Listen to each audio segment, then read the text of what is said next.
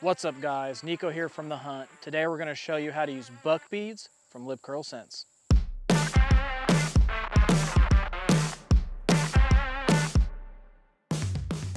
Buck beads uses Lip Curl's premium buck urine in some biodegradable beads that you can place on the ground or in your tree stand.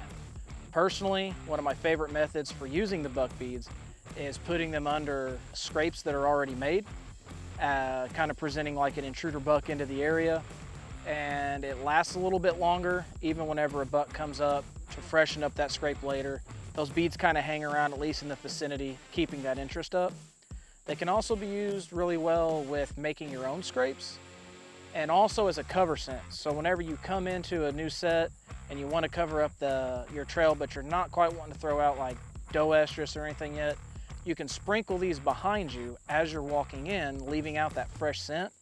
And I find that's a lot less messy than doing the traditional drag. So that's a thumbs up in my books.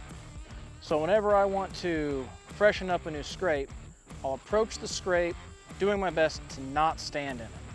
I'm gonna take a stick, a twig, something that has not touched my skin, loosen up that dirt, and sprinkle a good, healthy hand of the beads directly into it, making sure that they're dispersed around. Whenever I want to go make a new set, I pretty much follow the same guidelines. I'm going to find me a good spot along a trail, somewhere that looks like it's got activity, preferably somewhere that has a licking stick hanging over the top. I'm going to disturb the ground, kind of in a triangular pattern, and then dispense the beads directly into that area. When walking through a trail, I'll usually start within 50, 60 yards of my deer stand. I'll pop the top and walk backwards to the tree that I know I want, sprinkling the beads as I go. Then when I get to my stand, I can go ahead, put the cap back on, put the beads in my pocket, in my pack, whatever I've got on hand, go ahead and climb up. No mess, no fuss.